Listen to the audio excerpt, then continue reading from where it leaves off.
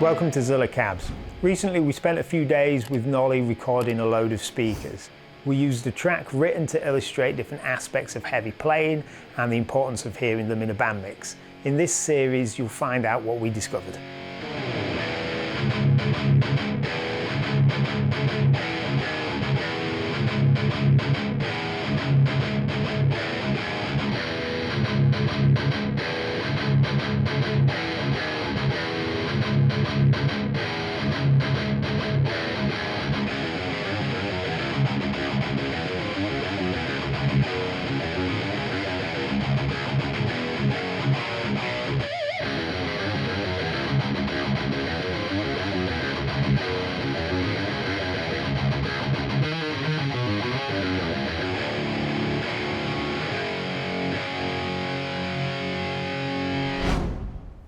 There's a few speakers in the lineup that have the larger dust cap size. Yeah. There's the T75, the K100, the classic Lead 80, the Redback? The Redback, that's right, and the EV. Yeah. And that large dust cap, that really affects how the speaker moves, right? Because it's kind of glued around the cone at a different point. It's a bit like palm muting on a string and moving up and down. It does cause a total difference, right? So there is a sound to a large dust cap, which in my experience isn't really a sound that I love. It tends to kind of give it quite a big upper mid-range spike and then also be quite rolled off above that. And I found that to be the case in pretty much all except for one of the cases, which was the classic Lead 80. And I think that was a speaker that actually both of us really enjoyed. Yeah, we don't use that many of them. And it's almost like a speaker that I want to find its job, I want to find its place. And I like it in loads of different stuff, but it's refreshing to hear it in this situation because it's fitting in. And it is one of those speakers that actually shone through for both of us, I think.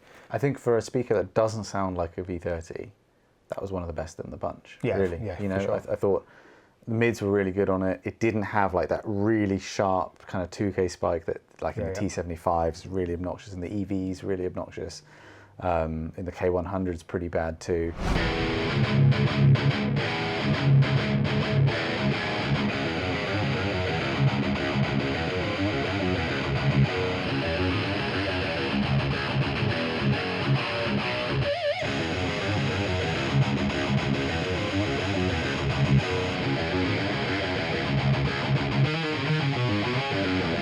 Classic Lead 80 was a really nice sounding speaker, and I mean I know that is the continuation of the G12K-100, which was a popular speaker Marshall used a lot and actually got used on loads of recordings, quite a lot of key recording cabs like Eric Johnson's RV and Musicom. I'm pretty sure that cab had G12K-100s in it. The Meshuggah Destroyer Race Improved cab that got used on Chaosphere as well. I know that one of Steph Carpenter's favourite recording cabs from Deftones is a G12K-100 cab. You said about Joe Bonamassa. Joe Bonamassa really likes the G12K-100 as well.